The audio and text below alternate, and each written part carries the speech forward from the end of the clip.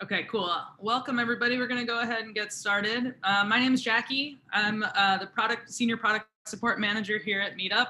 It's my honor and privilege to help lead the support team at Meetup HQ, and I'm joined today by two incredible colleagues, Irina and Alissa, and we're here to share some key tips for community building.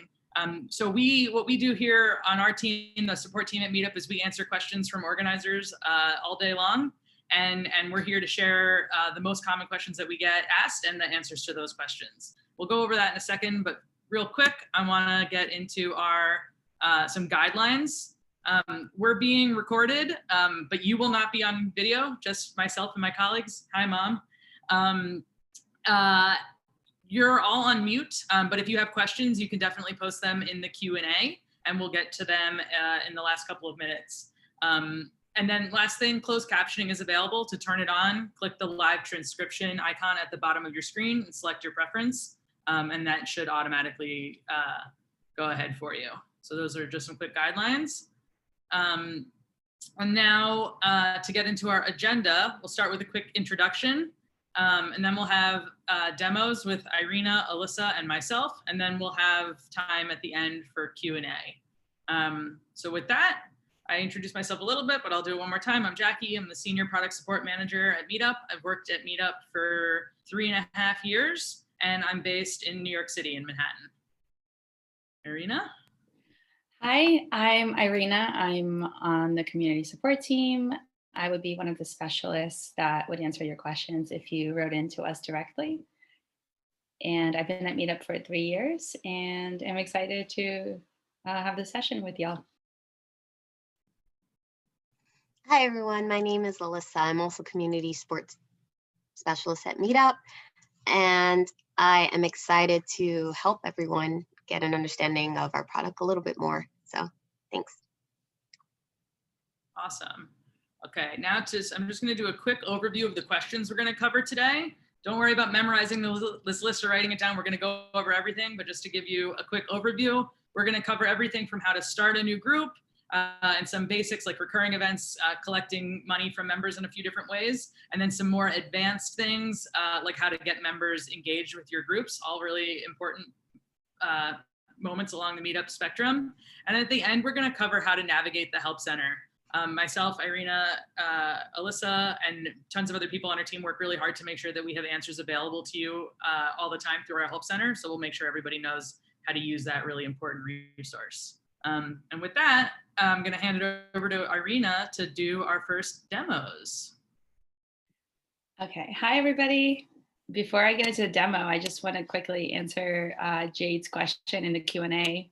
Jade asked if there's going to be a recording available, and I just want to tell everybody that there is, and you're going to find it on our blog. And we'll share links to everything, including all of the demos and everything that we talk about.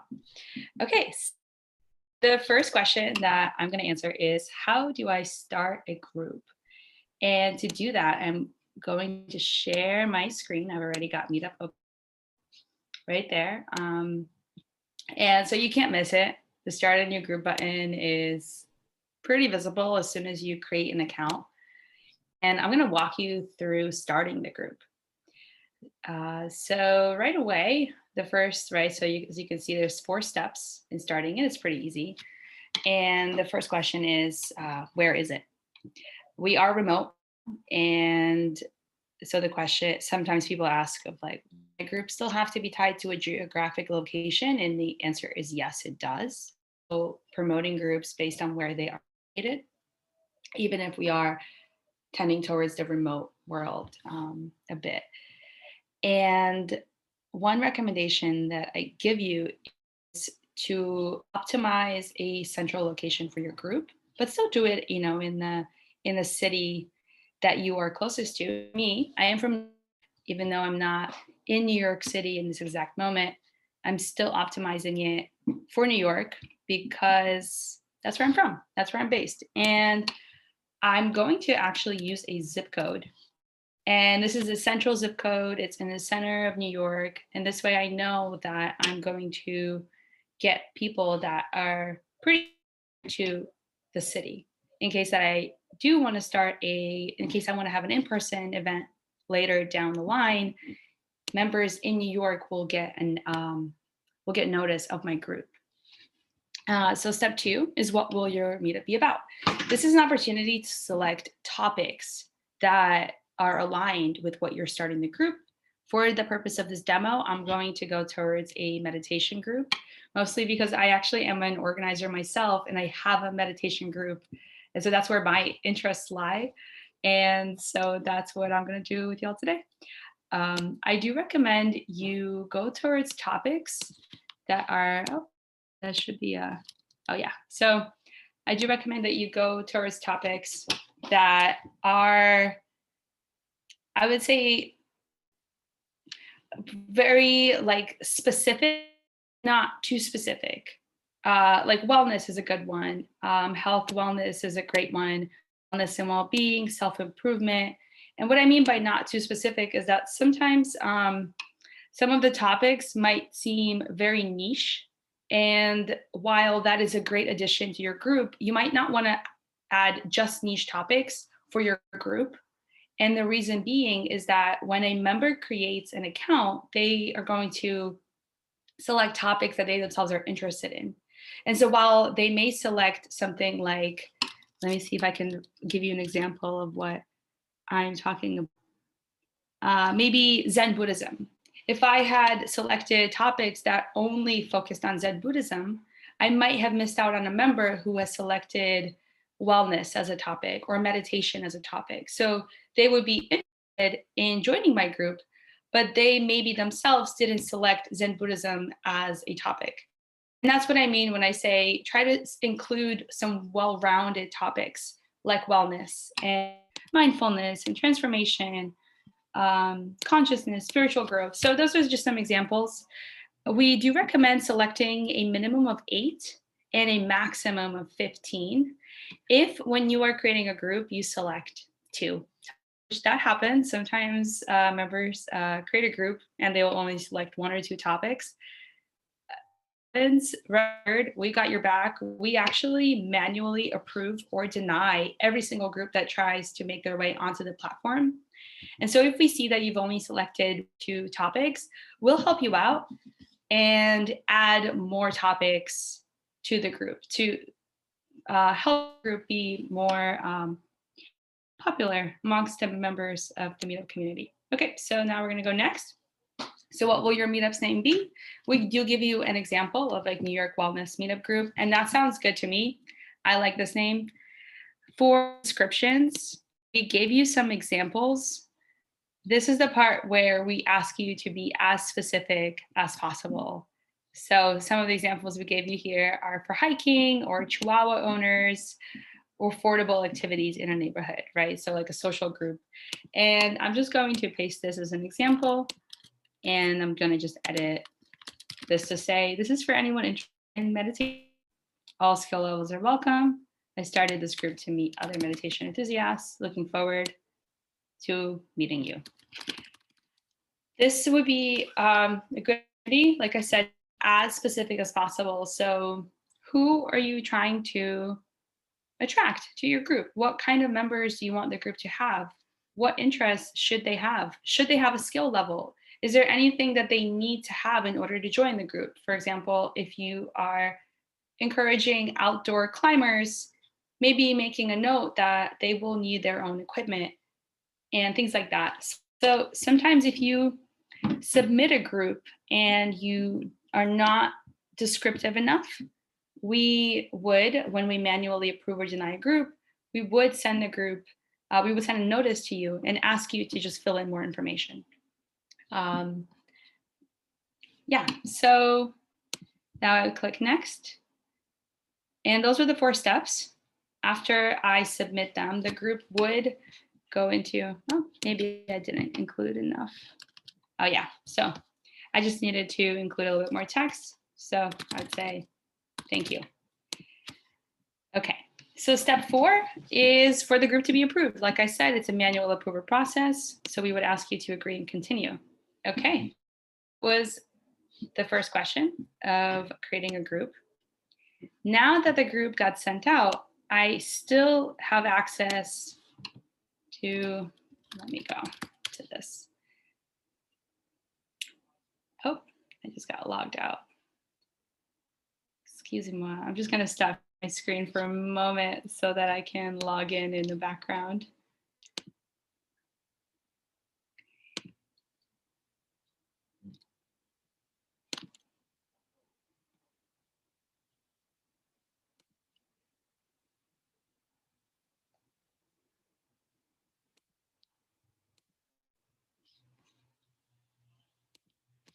Okay. Share screen, here we go. So my group got sent for approval, but that doesn't mean that I don't have access to it. So I can actually edit my group and create events, even though it might not have gotten approved just yet. I can find my group by clicking on my profile icon in the top right corner. And here it is. So I actually was already playing around earlier with events, but the second question that I'm going to go over is how to schedule a recurring event. And that's pretty easy. So you go to schedule right there.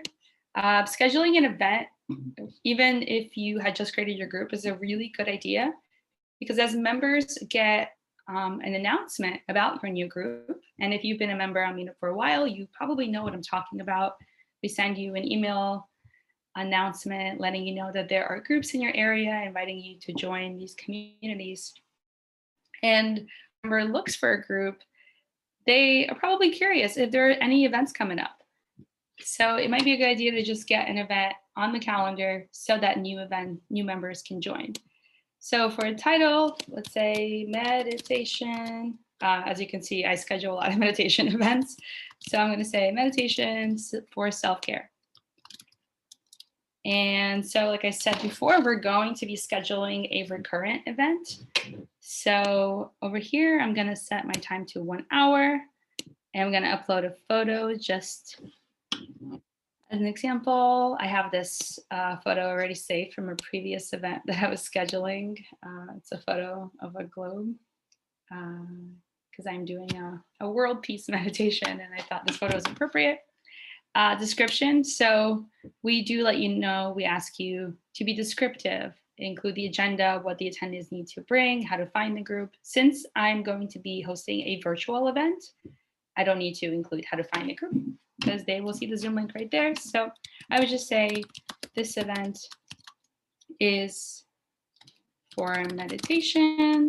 I will guide you throughout the experience. Oops, sorry, spelling. Everyone is bring whatever makes you comfortable. So we do encourage you, members, know as much information as possible. We've all been new members to groups, even Meetup. We've all been new members in any community, and sometimes as a new person, it can feel a little stressful and maybe overwhelming, or you might have some anxiety about entering a new group. And so I just really encourage you to make your members feel as welcome as possible, because that just helps with the engagement and the retention. So I do have a Zoom link already prepared. And this is where you would schedule a repeat event. So this little slider would allow the event to repeat for the duration of your choice. We do ask you to note that this URL link will repeat as well. And so we just make sure that the link you scheduled is available to repeat, and it's not a one-time link. This is something that you would have to figure out on the Zoom side of things. If you're using Google Meet, all of the other internet platforms. Okay, so every week, Friday. You can set an end date, but for example, I am going to give you, let you know what happens if you did not set an end date. So let's say you are scheduling a recurrent event to repeat until the end of time. So I'm going to publish this event.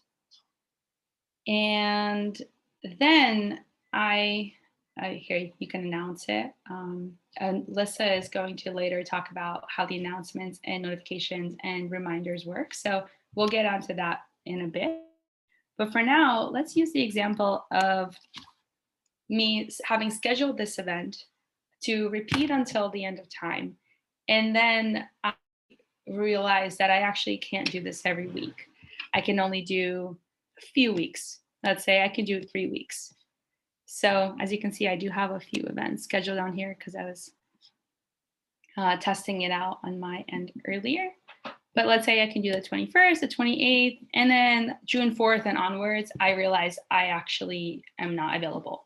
So to cancel all of the events from this date onward, I would just click over here, click cancel event, fairly easy.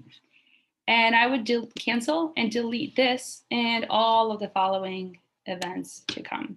And then that would take it off the calendar. So I just refreshed the page. Apologize if my internet is a little bit slower today, but here you go. You can see that the event has disappeared. Okay, so that was question 2. Next, we're talking about setting member dues and event fees.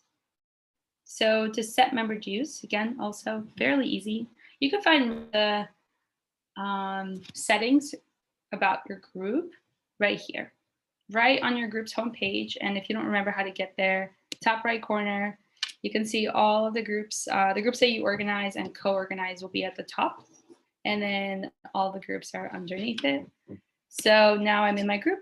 I would go to manage. I would go to edit group settings. And if I'm going fairly quick, Jackie, towards the end of this event, is going to help you navigate our help center, which actually has all of these steps and more outlined. So if you ever get lost, rest assured that the help center's got you. And if not, you can always write into us and we'll help. So anyways, I'm in the manage group settings. And over here, I have the member dues. I won't walk you further because to finish setting it up, I would need to put in my credit card information. But I just want to let you know that it is super straightforward and the steps are very easy to navigate. So I actually was, like I said, was testing it earlier, but you would see a slightly different landing page. And there's also FAQs right there. How do you change the dues? How do you turn them off? And yeah. So the question after is, how do you set events? That is also fairly simple. So we can actually go to my real event that's coming up. Like I said, I am an organizer. To set an event fee for this particular event, I would go to Organizer Tools, edit the event, and scroll all the way down to optional settings and toggle on the event fee. Select, do I want direct for member, right? Do I want them to pay me in cash, or do I want them to Venmo me? Or do I want to use PayPal, credit card, PayPal account, right? My PayPal is not set up because I actually have not charged mandatory event fees. But if you wanted to, that's how you could. I do want to note, just to sidetrack a little bit from the event fees, as you can see here, I asked members a question. I asked them to note that the event is at 3 p.m. time. And I just want to, this is a really good tip that I want to share with y'all. It's because my group is set for New York, which means that my time zone of the group is mostly in New York. Sometimes it can get confusing to people that are not in New York, even though on the event page, let me see if I can, on the event page, it would say the event, bear with me as I load this. I would say that the event is at 3 p.m. Eastern time. Sometimes members miss it. And if you have been attending a lot of Meetup Lives, it happens sometimes that members miss this one as well. So this is the little handy tool that I just ask people to note that it's in Eastern time. And this allows them to convert it. And people have been, my members have been very grateful that I just asked them to take a note of this. But anyways, back to the event fee. So another question that we get is, what happens if I want to use an external platform, right? If people want to use Zelle or Chase QuickPay, I'm not sure if they're the same thing, or Venmo, whatever it is. So people ask, is it okay if we use that? And the answer is yes, yeah, absolutely. The benefit of using it through our platform is that your payment is secured, and if a member needs to get refunded, they can. So there's just a little bit of safety around that payment. But if you want to do this on your own accord, you are certainly welcome to. And again, to give you an example of my own group, I actually ask for donations myself. My events are free to attend and my group is free to join, but sometimes I ask for donations. If people feel called to donate, they can. And so for this upcoming event that I have, I'm actually donating all of the donations to an Indian COVID relief fund. And so I was just very transparent in my description. And I said, as you can see, I put my Venmo, I put my PayPal, I put a donation link if they don't want to donate to either. And I did that because, well, one, transparency is just always a good thing to have. And two, I made it very clear, right? I guess that is transparency, but I just want to also make a note of, if you want to do the same thing, if you want to ask for donations for your group, or you want members to like do the donations for event fees or for member dues, make sure you put this in your description and that you are very clear about this. And I'm sure that your members would be happy to, to give if they can. So that ends my portion of answering the questions. And now I'm gonna pass it on to Alissa, and she's gonna take you through the next set of questions.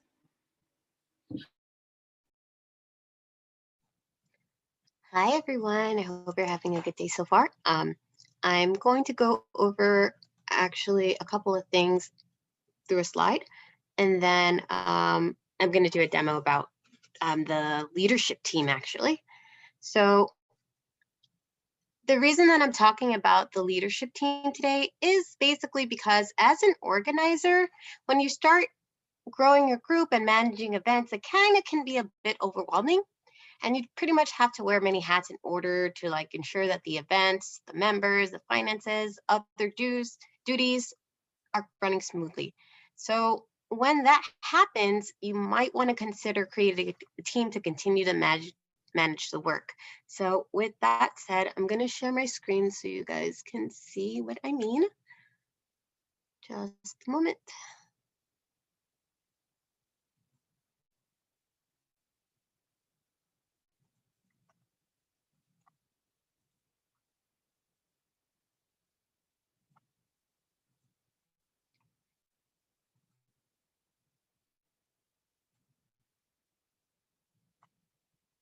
Can you guys see that now? I believe you can.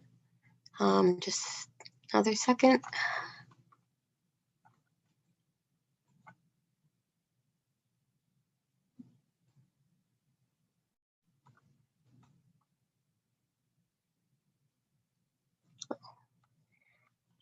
Sorry about that. I'm just having trouble on my end.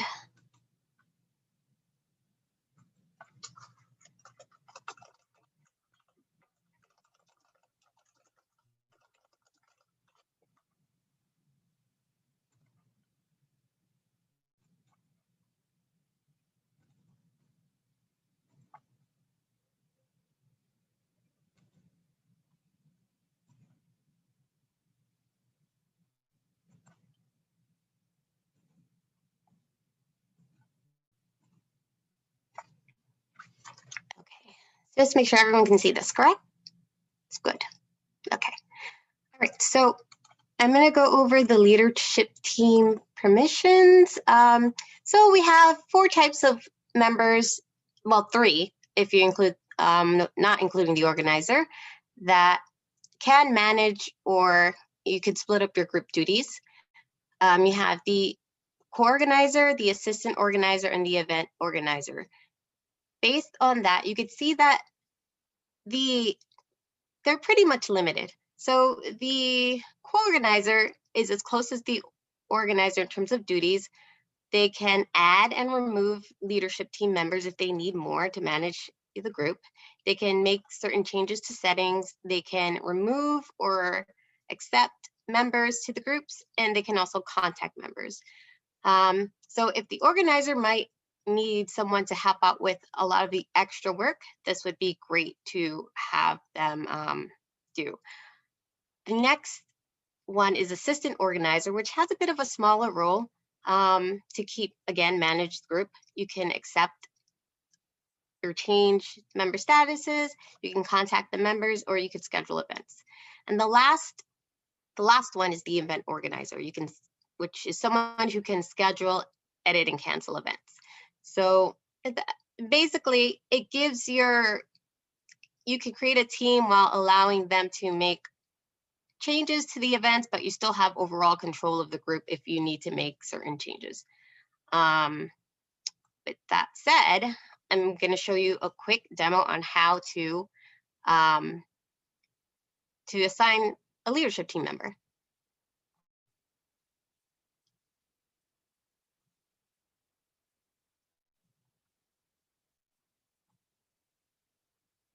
Okay, so this is my group called Global Melodies. I have a couple of members, and I have a couple of events, and it's kind of really hard to keep track of what I need to do sometimes.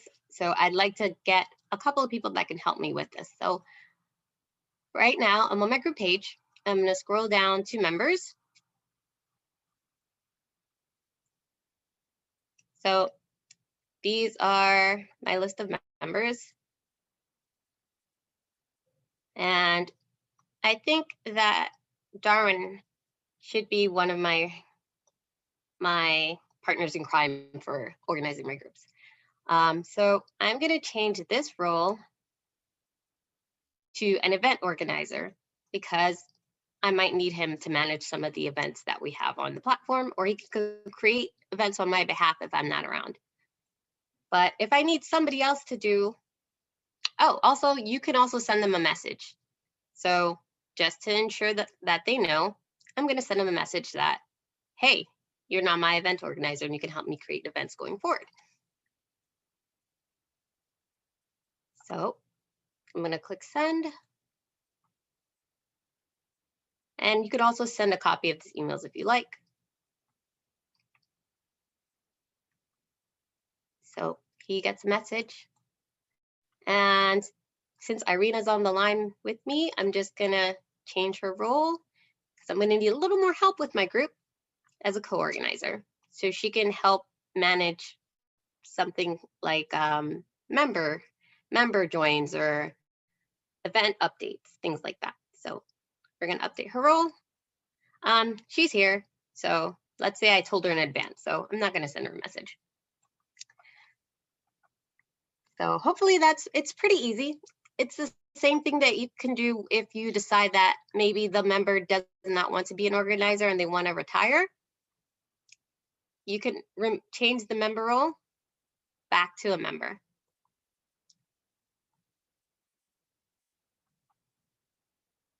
And I'll say,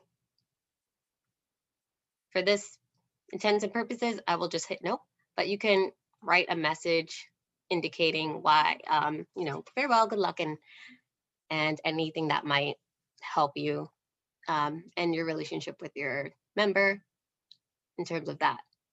So I'm going to go to our next. Can I just slide. say something quick? It might be helpful if, let's say, you are building a group and you have your members and you want to promote somebody to a leadership team member. Just as Alissa went down through all the roles, you can go through all the roles as well and ask your members who wants to step up, because some of them might feel very honored to take on this responsibility of being an event organizer or a co-organizer, but some might want to just attend as a member, and that's okay too. But it is helpful to put the word out there. My group is growing, and I probably am going to get to a point where soon I'm going to start appointing members as event organizers and seeing how they do. And if they're aligned with my vision, then maybe I'll promote them even more. But yeah, it's definitely helpful to have people help. You know, we can all use a little bit of help sometimes, and organizing a group can take work. Yeah. Oh, so thanks, Irina. That was really helpful. I want to just go over a couple of things regarding the leadership team. So as I stated before, there might be some specific changes that can only be authorized by the organizer. So if you have a co-organizer and event organizer that needs to update a payment, a subscription, or remove an event, that might be something that would have to be authorized by the main organizer. So they would just need to contact us and we will be able to help them on their behalf. So I just wanted to make that out there because it's actually pretty common that that certain members of the leadership team may have certain roles, but again, there are certain things that only the organizers can handle. So another thing is that I wanted to just run this real quick. I'm just going to share my screen again regarding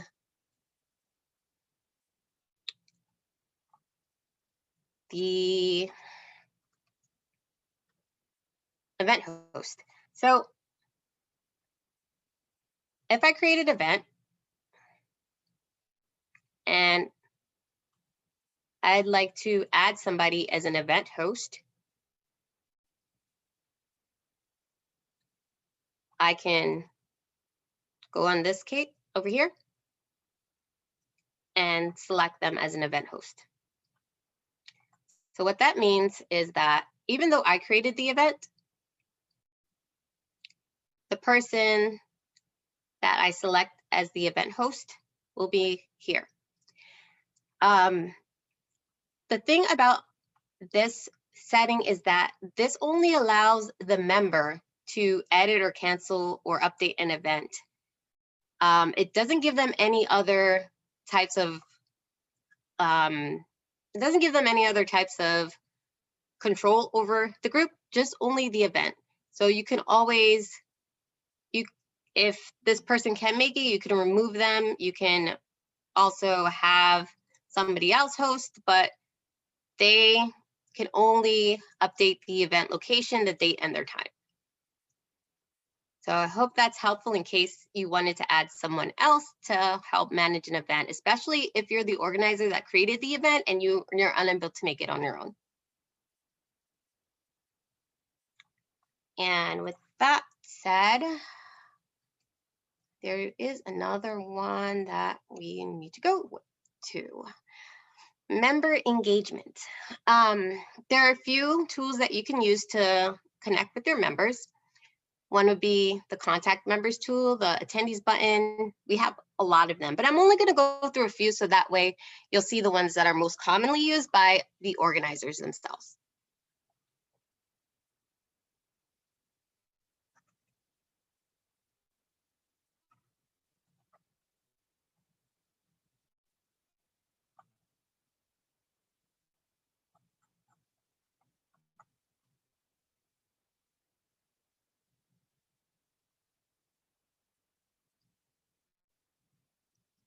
Sorry about that. It's just taking me a little more time.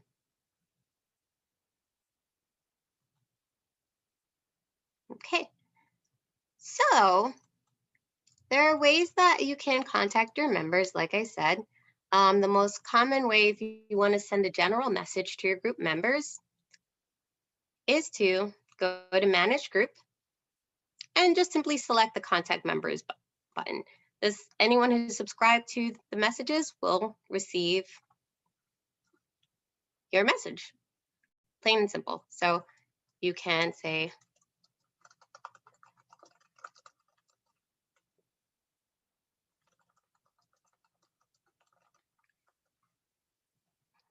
for example, please, I'll just make up a sentence as I go along.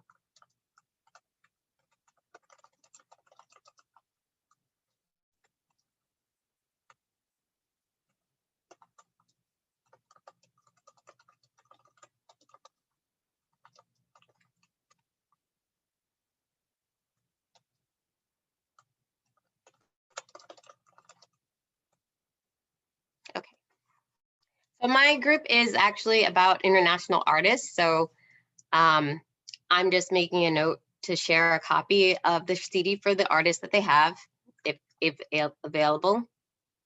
So, and then I'm gonna select submit, or I can actually preview it to see what it looks like. And then, okay, this is good. It's just a short sentence. And then I select send. And you can see up here, your message has been sent. So another example of doing an event is if you, sending a message are for attendees. If something happens with your attendees and you want to give them an update on what's going to happen at the event, or if something changes, you can go to the event page here, and then you can select manage. And then this is where you contact the attendees for the event. So what'll happen is that the event that I set up is here, and anyone who RSVP'd to this event will get my message. So I can send a reminder email, maybe to bring something with them in a Zoom call, or share something, anything that you need to express to your members before the event starts. This would be a great way to get in touch with them. But for now, for the sake of time, I'm not going to do that.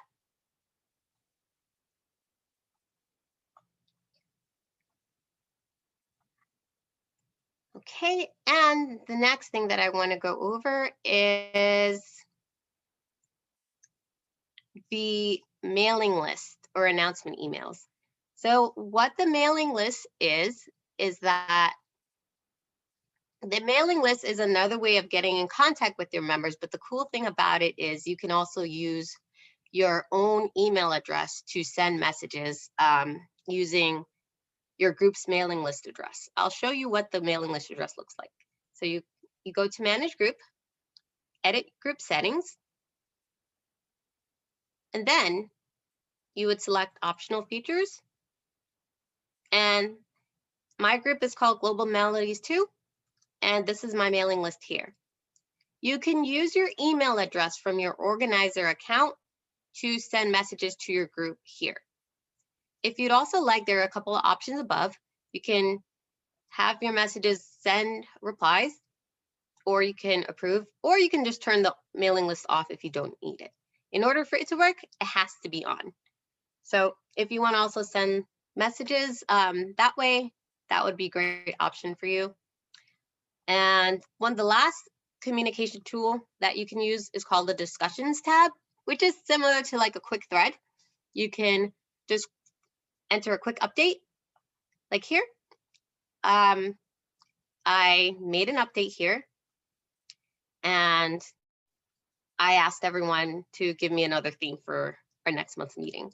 So luckily me, I received a lot of replies. So that's another quick way you can get engaged if emails as a shorter way of getting in touch with people quickly. So, and you could also like their replies.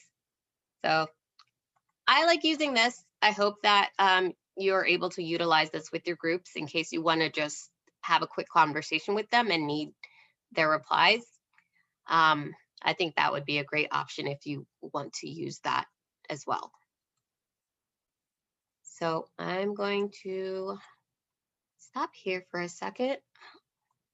Let's see.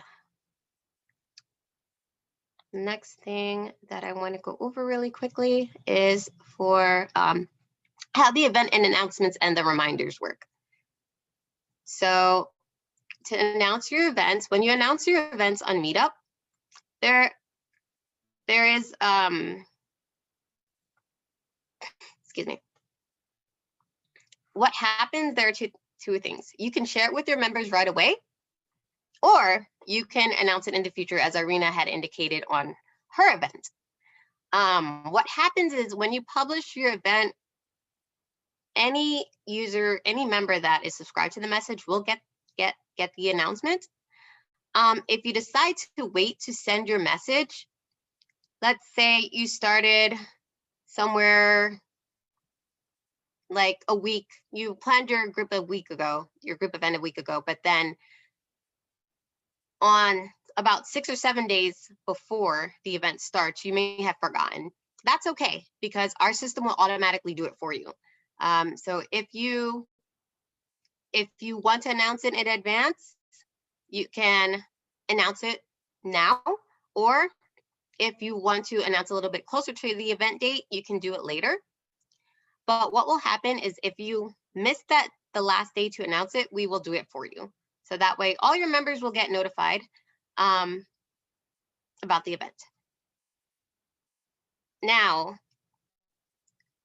there is one other thing I want to mention with the event is that members who RSVP to the event, they'll get a final reminder that the event will be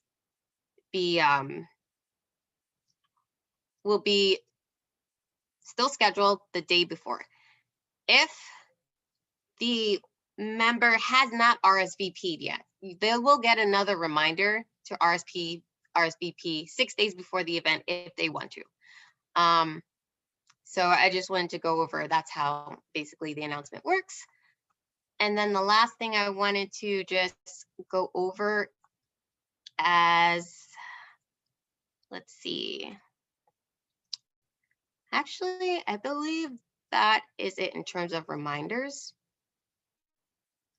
And the one other thing I wanted to go over really quickly is just how to get members engaged with their group a little bit more, other than the communication tools. Irina, can you share like something that you use to keep them engaged with their group?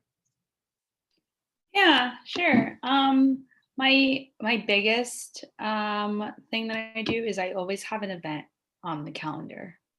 So I have one on Friday. As soon as I have that event, I'm going to immediately schedule one for the week ahead. I might schedule one like the day before, but I just always want to make sure there's at least one event on the calendar so that my members are not waiting around and they're not sure when the next event is going to come. Most of my engagement happens during the event. So like I said, something that's very important to me is feeling welcome when I attend events. And so I do the same at my events. I try to make my members feel welcome. I try to recognize those that have come back, the recurrent members, because I think it's really important to focus on the engaged members rather than every single member. And it shows, right? I have people that keep coming back and they're becoming like friends to me, and that's really, really wonderful. So yeah, for the engagement, I think, like I said, my biggest takeaway is just having an event on the calendar, acknowledging those that come, saying hello to them. And then after the event, I try to leave around 10-15 minutes to open up the Zoom floor, and allow anybody who wants to share anything to do just that. And oftentimes I'll have a member who will want to share a personal experience that they've had, a personal realization. And yeah, so those are some of the things that I do. Thanks, Irina. So I think when you get feedback like that, and when active members enjoy the event, they'll also recommend new members. So it kind of pays a bit forward. I think that is basically it for me, and I'm just going to pass it over to Jackie now. Thank you. Okay, thank you, Irina and Alissa. I'm gonna share a couple more things. The first thing I'm gonna go over is we've started to see a lot of questions coming in, which is really exciting, about gathering in person again, now that in some places in the world more people are vaccinated and things are starting to open up. But we know that there's a ton of variation in vaccine availability, feelings about the vaccine, and it's a whole new world that we've been navigating together. And so we just want to address the question of am I allowed to host an in-person event again, and what are the guidelines there? I am gonna share my screen and show you. We have a landing page. Cindy's gonna drop the link in the chat to this page that we're looking at now. It's meetup.com/LP/resources. But I'm not going to read this whole thing. The gist is that it's up to each individual organizer and their group to decide how they want to gather. We ask that everybody gather safely and in accordance with local guidelines. So if you're in an area where you're hosting an outside event and the local guidelines are still to wear masks outside, then you should wear masks outside. And if you're hosting an outside event and the local guidelines don't say that you need to wear masks outside, then that's something that you should decide with your group whether or not you want to require masks or not. And we just ask that everybody be respectful of everybody's choices, be respectful of local guidelines, be respectful of each other's space and safety, and be careful as we navigate this ever-changing world together. This last year has been hard and crazy and difficult, and it's really exciting. The prospect of being able to see people in person again is really exciting, but we want to make sure that people feel safe and comfortable as we start to gather in person again. Then the last thing I'm going to go over, it's a big pivot from in-person gatherings. The last thing I'm going to go over is our help center. This is Meetup's help center, and there's a ton of questions in the Q&A. We've gone through a lot of them as this event has gone on, and we'll hit a few more at the end. But almost every question that's been asked in the Q&A is answerable. I don't know if that's a word, answerable in our help center, which you're seeing here. This is a living, breathing site. We update it all the time as we get more questions and new questions. As the site changes, we update the help center to reflect that. And so you can search, you can browse. A lot of the questions that are being asked by the folks that are at this event are contained in the organizing groups and events question. So like Irina talked a lot about starting a group. We have a whole article about that here. We talked about creating an event. We have a whole article about that here. A lot of people asked about setting up member dues. This is an article about that here. I'm sorry, I clicked the wrong thing. This is an article about setting up member dues. And so there's a ton of content available in the Help Center. It's meetup.com/help or help.meetup.com. Or there's at the bottom of every Meetup page, if you scroll all the way down, there's a link to the Help Center. So we really encourage you to use this resource because, as much as we love to help people directly on the support team, a lot of times it's faster to get an answer through the Help Center. And the answer that you're getting through the Help Center is from us. It's just more immediate than having to write us an email and wait for us to get back to you. But if you do have a question and you want to get in touch with the support team, on the Help Center pages, you'll see this icon, this icon at the bottom here, and you can type a question in here. And so what you can do, if you have a question about how to charge dues, for example, press enter, and then it will do a search for you in the Help Center to try to answer your question so you don't need to wait for an answer. But if the answer that this tool gives you doesn't help, you can click show me more, and then you can click no again, and you'll be given the option to contact support. Once you contact support, you'll say that you have a support question, and then you'll say what you need help with. And so you'll say, in the example of charging dues, you can say it's about organizing Meetup, collecting dues, and then, hello, I have a question. And then you can change the description. It's going to copy what you originally wrote in. And then if you're getting an error and you have a screenshot of the error or something like that, you can attach that here. I don't in this case. Then you hit submit. And now a ticket will be submitted into the system, and somebody like Irina or Alissa will get back to you with an answer as quickly as we can. So that's how you request help from the support team if the Help Center doesn't have what you need. And oftentimes if we get a request for something that's not in the Help Center, the first thing we'll do is respond to the question, and the second thing we'll do is put that answer in the Help Center to make it faster for the next person. With that, we're going to take some time to answer some of these questions that are in the Q&A. I guess the best way to do this is I'm just going to go from the top to the bottom. We have one already that was sent to us in the background that we should talk about. Here, why don't you do that one? Yeah, sure. So Rajiv asked if there's any way to delete members from a group. Like if a group has been active for a long time Sometimes you end up with a lot of members who end up being inactive over time. And if that's you and you want to bulk remove, then you would just need to write in to us. Jackie already provided the steps. If you forgot them, then you can just go to the help center, type in contact Meetup support, and you will see how to reach out to us directly. And when you do, yeah, just let us know what members you want to bulk delete, and we'll do that for you.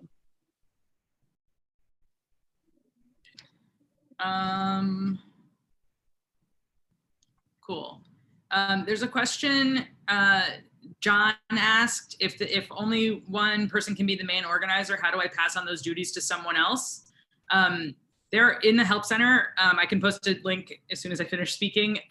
There's an article. It's called, if you search "step down," there's an article about stepping down as an organizer, and then you can decide who you want to pass the group on to, and that person will be responsible. They'll have to have a Meetup subscription, and they'll be responsible for paying moving forward. Tiago asked, members first or events first, what's the best approach after a group is created? Wait to get enough members or already create an event even with a few members? This is such a good question. Often we find that people want to join a group when they can see what the events are and they have an idea of what they're getting into. So I would definitely encourage you to schedule at least one event at the very beginning. You'll get members that are interested in attending that event. And then once you have a few members and you've scheduled one event or two events, you can talk to those members and ask what they want to see more of, and then schedule more events based on the preferences of the members that you have. You definitely should expect to get fewer members at the very first event, but if you keep listening and you keep taking the feedback and evolving what you're doing, as time goes on, you'll see more and more participation and engagement from your members, which is it's always really exciting to hear those success stories. I have a question from Jennifer, and it's regarding the live creating the event. So I just wanted to make a distinction regarding the event. As an organizer, you will still have control of that event regardless of who is the host of the event. So, for example, I shared that I created an event, but I added someone else as the host. But that doesn't mean that I don't have access to make adjustments if I need to. So you do not lose that as an organizer. And also, they do not have control of other events. They only have access to the event that you assign them to. So I hope that helps a little bit.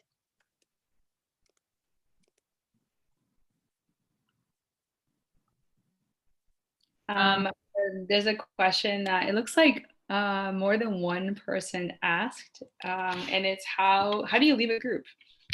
And I've already got a link ready. I'm going to answer it in the Q&A. I'm just going to paste a link to a Help Center article so that everyone's aware.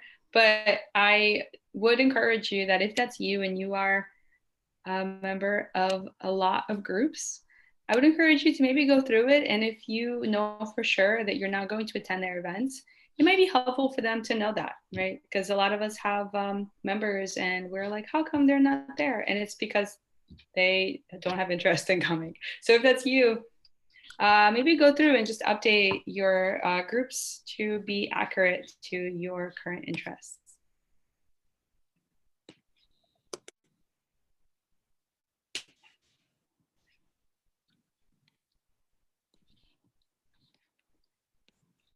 Let's see what other questions we can answer. There's a few questions in the Q&A about trust and safety issues. There's a question about liability. There's a question about intellectual property. All of those, we have a whole team dedicated to those kinds of trust and safety issues. And there's actually a whole trust and safety section of the Help Center. And so if you have questions about legal issues, safety issues, intellectual property, anything like that, the Help Center is definitely your best bet. It's not something that myself, Irina, and Alissa specialize in, but we got you covered in the Help Center for sure. Jenna asked, is the only way to automatically remove members to write in? And what is considered bulk? Is it 2 members, 100 members, 1,000 members? So if it's 2 members or 5 or 10, or really any number that you're comfortable with in going through your members list yourself and removing them from a group, you can do that. You can certainly manually go and remove members. I guess when it comes to bulk is a question for you to answer yourself. Like, if you want to remove 100 members, do you really want to sit there and sort through 100 members? The answer probably might be no. And in that case, that's where we step in and we'd love to help. What we would do is we would sort them by their inactivity status. So if a member hasn't joined your group or attended your event in let's say a year, and you can decide on the date yourself. But if it's, say a year, then any member who hasn't been active in over a year, we could just remove for you to make it easier for you. This is probably going to be the last question. There's a few of them, so I'll answer this one. There's questions about the fee for using Stripe. There is a small fee for using Stripe. And that's why you can, so if you want to use Stripe to collect dues, you can. Otherwise, Irina mentioned a bunch of different ways that you can collect dues offline. We, in the Help Center, I posted the link a couple of times, we break down what the fee is. And so if you don't want that cut taken out of the amount that you charge your members, you can increase the amount that you charge to cover the cost of that fee. I think it's 7%. It's a small amount. But we try to be as transparent as possible about that, so you can factor that in as you're charging dues. With that, we're just about out of time. I have a couple more things to share with you as we depart. So I'm going to share my screen one last time. Many of you are organizers already, which is really, really exciting. For those of you who aren't organizers, we have a special promotion going on for first timers. So you can start a group and save 50% off your subscription if you go to meetupsavings.com, which is really exciting. And now you're really set up for success now that you've heard all of these great tips on how to start and run a meetup group. So we hope to see you as an organizer soon if you aren't an organizer already. And then the last thing is that we have a podcast. It's called Keep Connected with our CEO, David Siegel. It's really, really great content. He's first of all, David, if you haven't heard our podcast before, is really funny and engaging. So it's a great listen. As a podcast listener, this is a legitimately very good podcast, but he also brings in really interesting people to interview, and they get into really great conversations. So you can subscribe now at meetuppodcast.com, or if you want to grab your phone, you can scan the QR code on the screen, and we'll leave this up as everybody files out. So you can scan the QR code and subscribe right from there. And that is all we have for you. Thank you so much for joining, and we'll see you soon.